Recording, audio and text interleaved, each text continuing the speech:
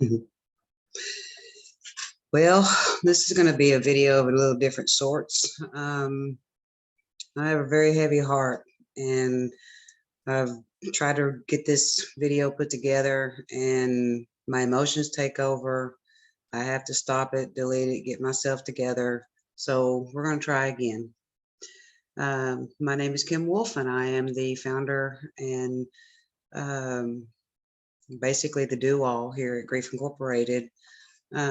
We do have communities that are private off of Facebook, social media, so forth at Grief Inc. And I lead groups and individuals either in person or online because I am an advanced grief recovery specialist. And let me just say, a lot of the grief that is out there right now, we're sharing it. We're sharing it as we witness the inflation, as we witness the economy, gas prices, everything's going up. Um, this is where I usually feel it in my heart. I'm going to try to get through it without allowing my emotions to take over. But my concern is right now about our children. Okay, our children. You stop and think for 1 minute about what do they know about these school shootings. You know, the loss of innocence that we see as an adult. Um, we we're seeing a lot of loss of innocence. We scratch our heads and wonder what in the world could possibly be going through the mind of the individual walking in where innocent children are there to learn and play and grow, um, to come in and take their lives. I'm having a hard time with this, and I've been having a hard time with this for quite a while, honestly. Um, the concerns that I have about the kids that are growing up today is this thing, right here. They are constantly on them. They are constantly texting, looking at YouTube videos. They're so really, we've allowed our children to be disconnected. There's a rule at my house when my grandkids come over, put your phone down. You can text me to see if I'm available to talk, but call me. I'm not big on texting. I want to hear your voice. Okay. I want to hear the the tone of your voice. It helps me know what's going on inside of your heart. So this is kind of what we're going to talk about. We're going to talk about other things, but just briefly, when's the last time you sat down and just told the family, "Hey guys, we're gonna take a time out today. We're gonna put our phones down, and I want to see what's going on in your world." Most of the kids today don't feel heard. They don't feel understood. And believe me, as a parent, I know when you get home, you're exhausted, you're tired, you've been out in the world all day, your job has defeated you, the traffic, to say the least. If you live in Texas, the heat is sucking the life out of you. I get it. You get home and it's dinner, homework, bath, goodbye, good night. I'll see you in the morning. We've got to be better than this, really. When I was going to school, it was not uncommon to see, pickup trucks in the parking lot that had gun racks and shotguns on their, displayed. We never, ever even fathomed somebody walking in our school and shooting us. We just didn't. The world today, some of the grief that we're sharing outside of the economy and the school shootings. How about the unity we once felt as Americans? You ever see a plane fly with one wing? Well, we're witnessing it, and it's spiraling out of control. And I think that some of our grief is what's going to happen when it crashes. Who's going to walk away, if anybody? I mean, when the plane's going down, we're in it, and we're in it together. So we've got to find a way to regain some unity, really, as human beings. COVID. Oh, I'm not going to get political, I promise. But through the eyes that I'm looking at, COVID created a lot of loss of our freedoms. It shut down our businesses. It shut down our freedoms to go into our churches, our mosques, our synagogues, for open and corporate worship. The loss of our security, the safety, and the witness and how we witness the death tolls. Yeah, well, what did that take from you when you saw the alarming death tolls on the news every day, every day, every day? It did something to you. I guarantee you it did. I saw death every day when that happened. I was not shocked by it. I know people die. A lot of people die on a daily basis. So it wasn't alarming to me, but I look at things differently. And my concern is not for myself, it's for you. Okay. Um, I'm going to hit back on the kids again. You know, during that time of COVID, those children went to school. First, they were not allowed to go. So they missed their friends, their teachers. They were looking forward to being in certain grades, the next year, but then they were homeschooled. And, what about all those parents who did get to work and they couldn't stay home and homeschool their children? I mean, we lost out a lot here. I mean, we really have as humanity. Um, they didn't get to see the smiles, the expressions.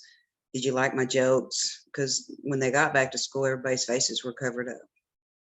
So um, this one is the one that really, really, really hits me, because as our children grow, the fact that so many of the teenagers didn't get the opportunity to have that school prom and those pictures.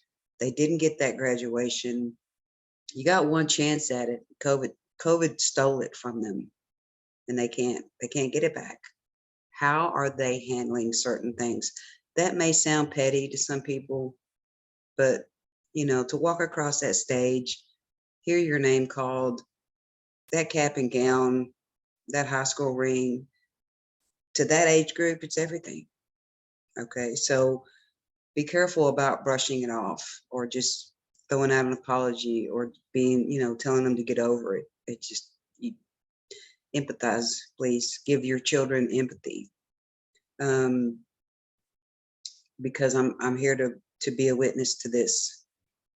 You would be alarmed, but the news isn't going to show you these death tolls.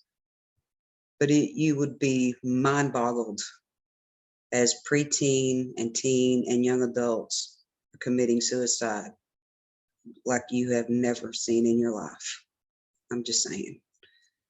So, and I'm not trying to scare you. I'm trying to get you to be concerned. Okay. We need more grief camps for children. We need more places for them to go to see that they're not the only ones that feel the way they feel. Okay. I've got one coming up in July, and I have prayed over it. I have, planned the curricular activities to allow them to express, but also allow them to see that it's okay to have fun, but mainly to let them know that they're not alone. Some of the activities are going to be seeing that they're not alone. The fact that their mom or dad died, maybe their sibling died, maybe their best friend died, aunt, uncle, grandparent. There's a lot of lives taken during COVID. And how are we helping these children is really heavy on my heart. So my plea to parents, grandparents, aunts, uncles, if you know a child, sit down with them, tell them to put this away, put this up, put it up.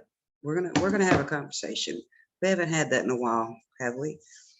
I want to know how you feel about certain things that are going on. Pick a topic. When they reply, well, I think, say, no, I'm not asking you to think. I want to get you out of your head. I want to know how you feel. This is what they're carrying. I'm telling you. And my training has taught me that, and I think that's why I see grief everywhere I go. And I'll get onto that here in a minute. But out of the mouth, the heart speaks. Okay, you can't help it. If you listen, And when they say I feel, that's their heart talking. There's a difference between thinking and feeling, okay? Because we can think all day and it gets us nowhere. But um, I just want to encourage you. It's not too late. And if you don't know how, reach out to me. I'm going to put some links in the description. But I can do adults. I can help parents help their children with loss, even if it's a pet loss. I mean, the knowledge that I've been gifted, really, I'm here to help a grieving world. Now, alone, I'm never going to do it, but I can start with people who, if you're still listening, then, I really want to try to plant some seeds in your own heart today to make a difference. We've got to be better. We've got to find our way back. Okay. Because where we're headed, I don't know about you, but it's taking away my confidence in people. We're so divided on our political views. Do you believe this? Do you stand for that? Abortion, blah, blah, blah. It's like, oh my gosh, stop, stop. My heart goes out because as I get on social media, which I'm not a fan of, but I do get on, I try not to go into those realms of political or where I believe. You'll see me posting sunsets and moons and horses and camps and stuff like that. But the burden that's on my heart is for those who are, um, out there trying to make it every day. And the news is feeding you a bunch of fear, and that's really what it is. And sometimes fear can be identified as false evidence appearing real. So be careful what you're feeding into fears with, okay? Because what we hear is not always right. It's a way to get ratings, and that's really the truth. So my heart goes out to the couple, that's in the line at the grocery store. I saw a single mom, a few weeks back, and she had 3 little kids with her, and she may have been married, I don't know, but I could tell she was frustrated and sad, as she was scanning things. I guess the machine was saying not WIC approved. You know, she obviously was on a government assistance program to help buy food for her kids, and so she was having to put things aside, simple things like a little container of ice cream or popsicles, or and juices. Nothing extravagant. It wasn't like she was trying to buy toys. It just the basic necessities and maybe a little extra. So when she got done setting everything aside, and I said, "Don't leave. Don't leave." I said, "Let me scan these, but this is for you and those sweet little babies that you have with you." And I'm not trying to get accolades, and it's not like that. But to be a good human, to be just a decent human being to help somebody, even if you don't know them, it makes a difference. It comforts them. It reassures them that we're not all crazy and corrupt and judging. Because I'm certain she probably thought, "Oh, I need to hurry up. These people behind me." I just wanted to let her know it's okay. It's okay. Because that was my heart. Anyway, you've got, certain things that are going on with our belief systems on political stuff. Or you know, we'll talk about abortion briefly, but, and I'm not going to share my views on it. It doesn't matter. My opinion is nobody's business, really. Is how I look at it. But I will share with you some of the things I see, because I spoke to a couple, and they've been desperate to adopt, and they've identified the fact that they're not having children of their own, so they're trying to go through the process of grieving that loss. I'm not capable. My womb is closed. Whatever is causing the problem. But one of the things that the wife said was, and she was sobbing deeply. She said, "Here's what breaks my heart is the fact that we want a child so desperately, and we're doing everything we can to conceive." She said, "And I hear about all these abortions, and I think that baby probably just wanted a loving set of parents, and maybe that person couldn't offer it." She wasn't being judgmental. She said, "But here we are, desperate to offer a child like that a home. You know, I mean, that's what I'm saying. There's always two sides, you know, so make your stand if you need to, but understand too, there's another side to this. Okay. Um, there's another, you know, individual that's desperately trying to start a business. He's got a wife and a couple of beautiful kids, and he's, you know, he's feeling pretty defeated right now. He's had a lot of loss in his life, and what's happening is because of the overwhelming feelings of nothing I do is seems to be good enough. I'm losing my hopes. My dreams are falling apart. How am I going to take care of my family? Fear's kicking in.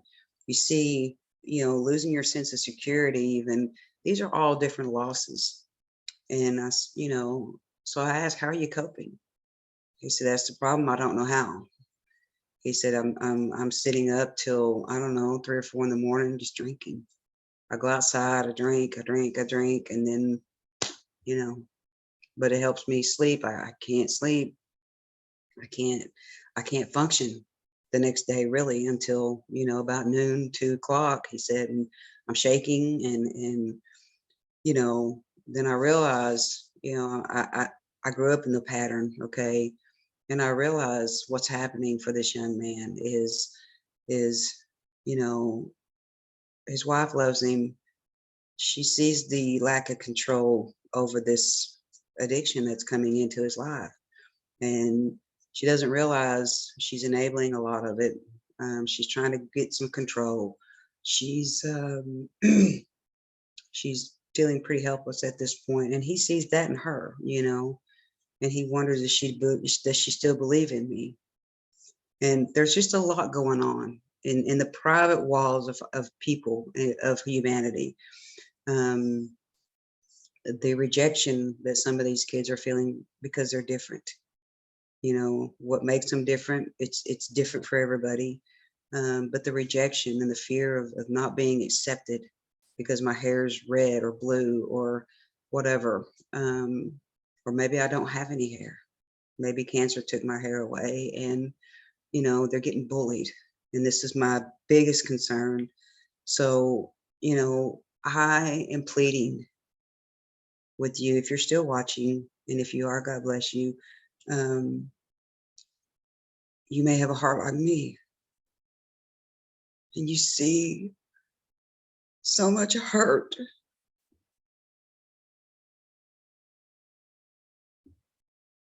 and you don't know how to fix it. My compassion level is off the charts today. We need help, and we need tools, and I have them. And I think for me, that's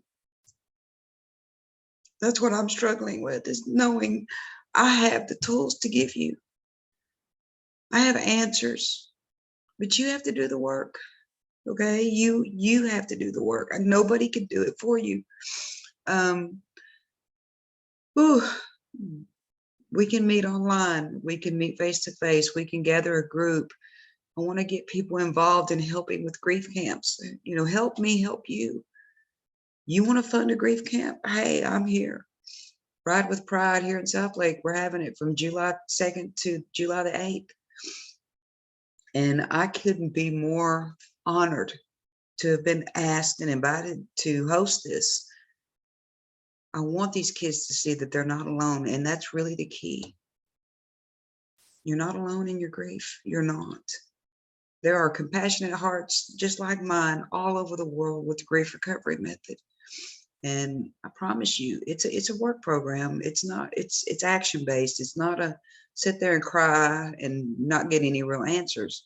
We're going to teach you to stop believing the lies you've been told about grieving, that time heals you, that you got to be strong. You know, what mask are you wearing when somebody asks you, how are you today? You go, I'm fine. Okay. We've got the ability to look at your whole life. You know, therapists do it, but they take years to go through it. I can get you through it 6 to 8 weeks for a lot less money.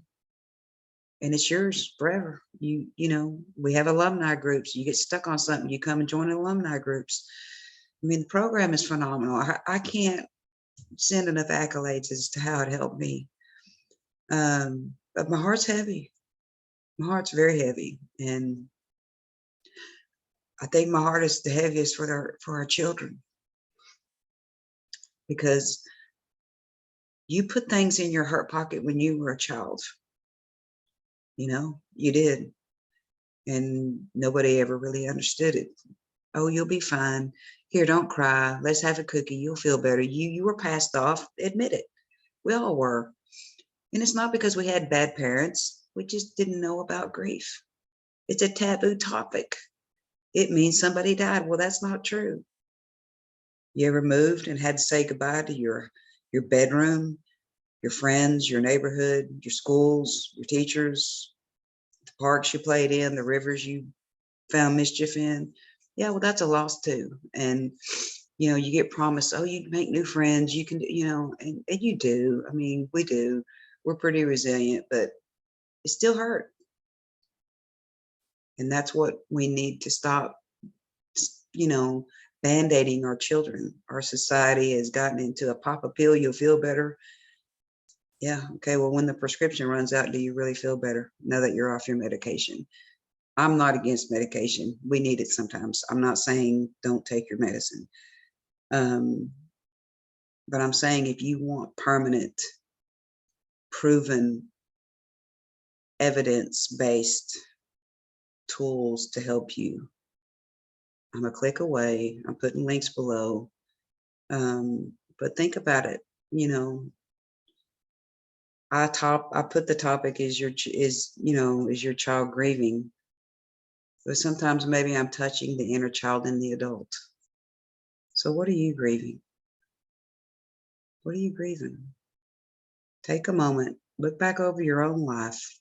How many losses have you had to handle that everybody said time will heal it? Maybe it did in a way. I don't know. To me, time just ticks. It doesn't really do. It's not capable of healing anything. It's a clock. It's a 24-hour period. What's it doing to heal you? So this one's turning out a lot better than the first one. I really, really had a breakdown the first video I did, and you couldn't even understand me. So just know my heart is heavy. Okay. I feel the pain the world is feeling. So my plea to you is you can carry the baggage if you choose to. I'm not here to sell you anything, but when I say from my heart to yours, I guess I hope you hear my heart today. I don't like seeing you hurting. And I see you at Walmart. I see you on Facebook. I see you at the park. I see the little widow who drives up when we're feeding the ducks every day. She's alone. She watches the sunset. She turns around and leaves. And I wonder, who's she missing? Did her and her husband do this? Is she coming here to remember? I don't know, but I see it. So anyway, with that said, I'm gonna just leave it at that. And please click the links. If you like it, like it. If you want to subscribe, I'm trying to get more of these videos going. I promise you in the future, moving forward, I'll try not to have a heavy heart, but maybe you needed to see it. The grief that I feel for you.